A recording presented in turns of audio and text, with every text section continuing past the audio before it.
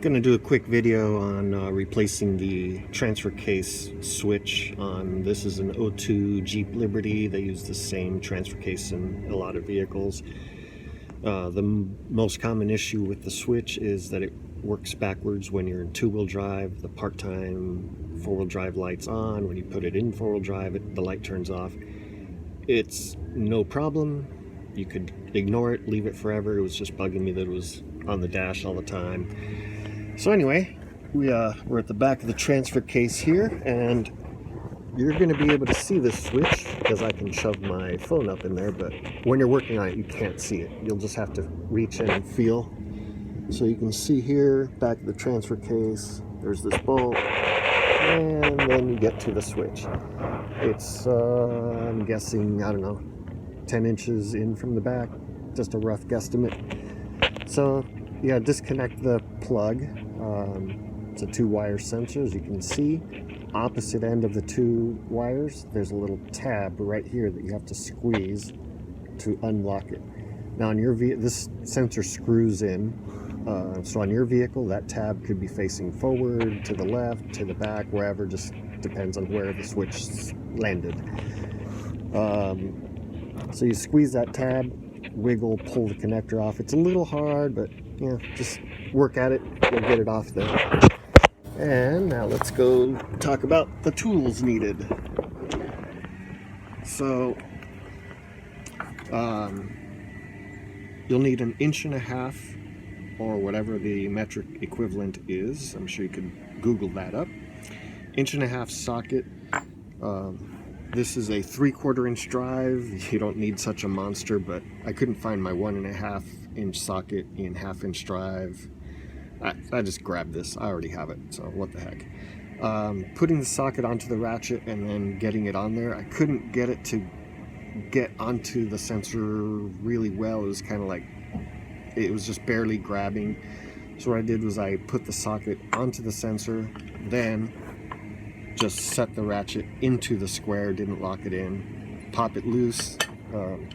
It doesn't take much. You turn it just a little bit, it'll loosen up. You can spin it out by hand.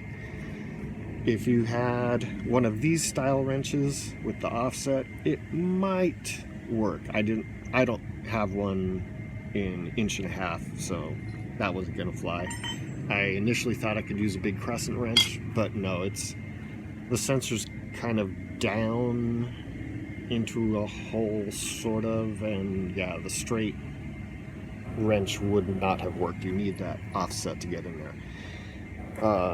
So yeah, not a huge deal. It's a 5-minute deal, quick and pretty easy. The new sensor I bought did not come with a new O-ring, so I was initially going to reuse the O-ring off of this one, but I've got a bunch of O-ring kits, so I just threw a new O-ring. The one I used was a number 112 out of a standard, one of those big the plastic kits that has a bunch of different size O-rings. The number 112 was about the right diameter. I think it was a little thicker than the original, but it seemed to have gone in fine. It didn't feel strange. I don't think there's a problem with it. I had removed this sensor a few months back to see if I could maybe fix it. Realized no, I mean, without cutting it open, I cleaned it, sprayed some junk in there. It didn't work. So anyways, I put it back in with the original ring. That was several months ago. We can see it's bone dry, it didn't leak. So if you had to reuse the O-ring, I wouldn't sweat it too much. If you drive in super deep water, to where you're gonna be underwater all the way to the top of the transfer case, maybe it would be worth throwing the O-ring just to make sure water doesn't come in, but there was 0 fluid leakage, so I'm guessing it was probably sealed. So the one I bought it off Amazon. It was $30. The OEM through Amazon, I believe, was around $70, so pretty good money savings. I don't know if the quality's any worse, who knows, but it's working properly. Both the all-wheel drive, or the part-time four-wheel drive, and the four-wheel drive low light, they both come on and off as they're supposed to. Oh, something else. When you go to put the switch in, if you're in two-wheel drive, as you put the switch in, you have to compress the plunger. So you'd put it in, you'd have to compress the plunger down while you're trying to get the threads to start. I put the transfer case into 4 low, so there wasn't pressure on this. It made it easier to wiggle it around, find the threads, and get it started.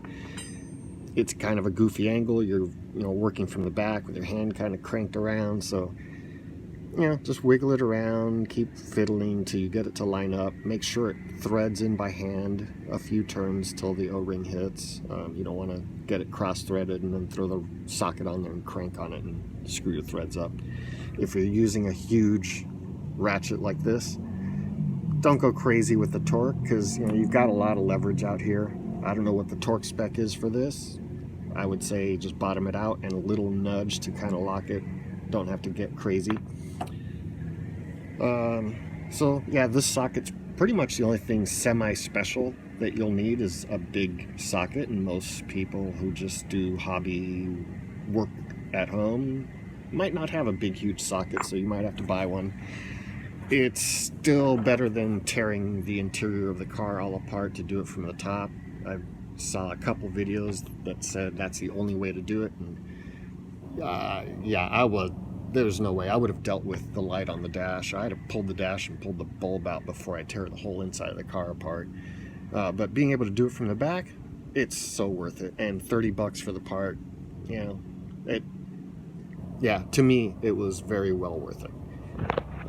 So if you have any questions, leave them in the comments. I'm pretty sure it'll send me an email alert and I'll go on there and help you out. But yeah, I don't think you'll have a problem. It's pretty simple once you know that you can get to it, once you reach it, once you know the tool you need. It's pretty quick. You'll have this done in 5 minutes. You'll be happy. That should be it.